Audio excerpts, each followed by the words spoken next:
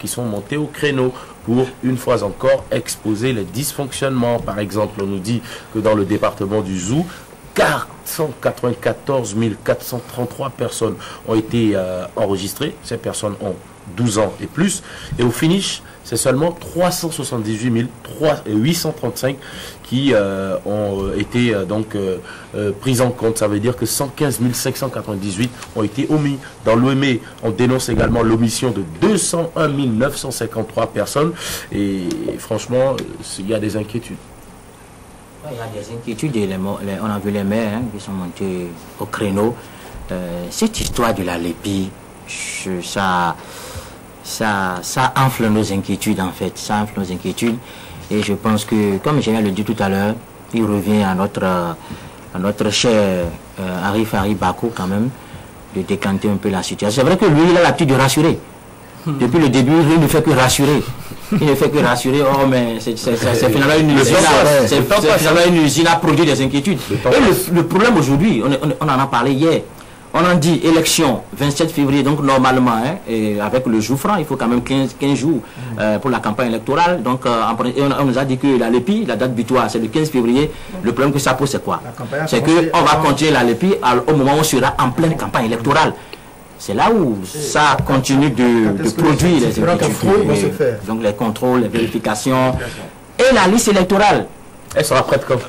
Avant maintenant de parler des cartes d'électeurs, non, je peux dire tout à l'heure que le superviseur général de la CPS LEPI a une petite idée de la liste électorale. Non, moi je pense que lui seul, pour l'instant, détient la liste électorale. Lui seul, pour l'instant, c'est quand est-ce que la liste électorale sera disponible et affichée.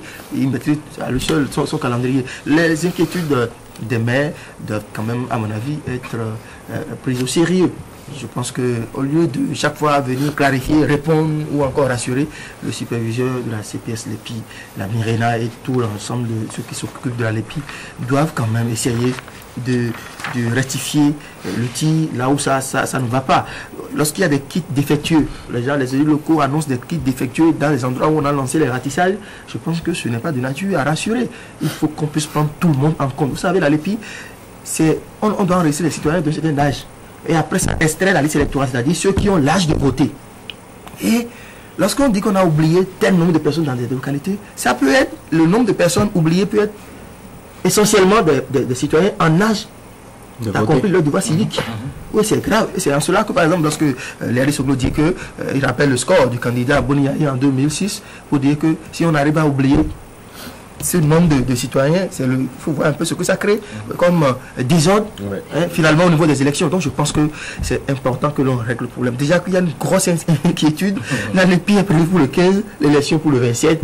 À ce niveau-là, moi je suis bien pressé de savoir comment ça va se passer, comment est-ce qu'on va pouvoir s'en sortir, comment on aura une liste électorale en pleine campagne électorale. Oui, moi je pense plutôt en dehors du processus de réalisation de la LEPI qui souffre actuellement, il faut aussi reconnaître que les mairies n'ont pas véritablement joué leur rôle pour la mobilisation des populations pour aller en fait se faire enrouler. Entre-temps, avec cette guéguerre de on ne veut pas de la LEPI, les gens ont demandé aux populations de ne pas sortir.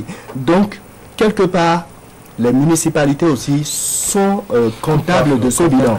Tout à fait. Donc, ils se sont réveillés un peu tard. Et aujourd'hui, on dit, bon, sortez pour aller vous faire enrôler et tout. C'est un peu trop tard.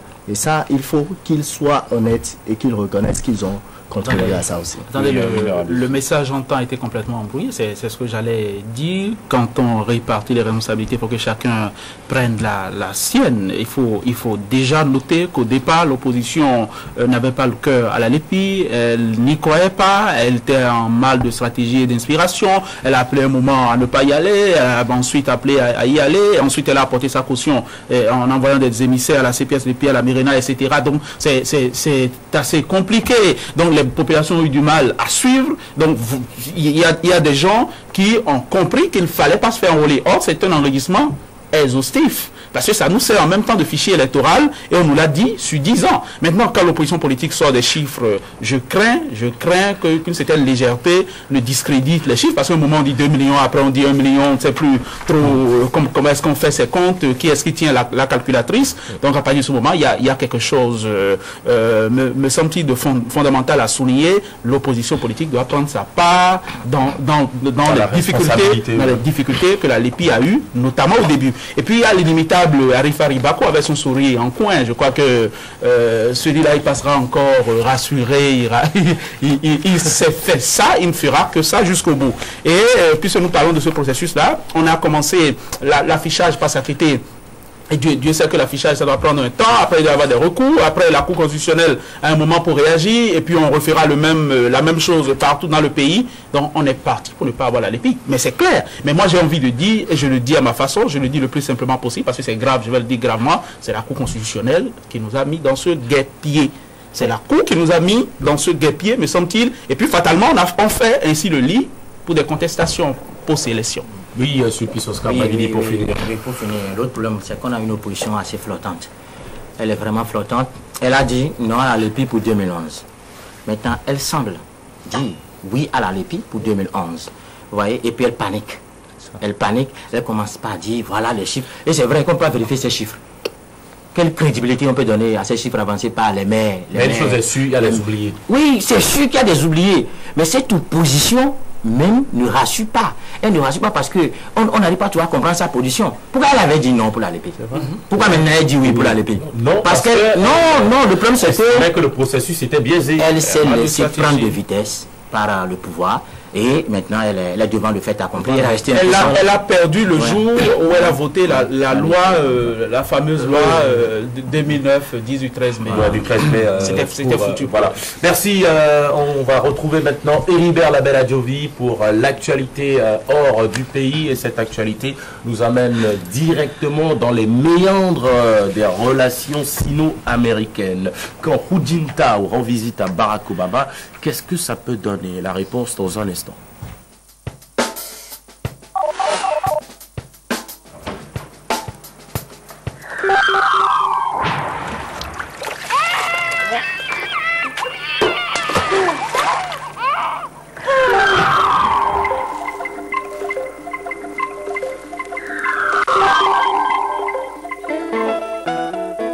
Vous ne voulez pas perdre vos contacts? Vous voulez les conserver? Même en cas de perte de votre portable, de mauvaises manipulations ou en cas de changement de carte SIM? Avec Bell Benin, c'est encore plus d'innovation. Bell Benin met à votre disposition un petit appareil simple et facile à manipuler, le kit BRT. Avec 3500 francs, procurez-vous dans une agence Bell Benin un kit BRT. Un petit appareil utile qui permet de sauvegarder en 30 secondes jusqu'à 500 contacts que vous pourrez récupérer à tout moment en cas de besoin et les copier à volonté sur d'autres cartes SIM neuves. Rendez-vous dans une agence Bell Benin Communication.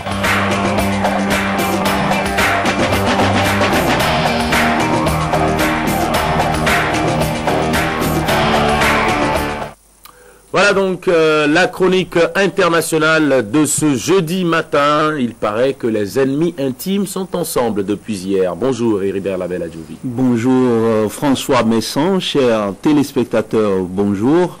Le G2 est en marche.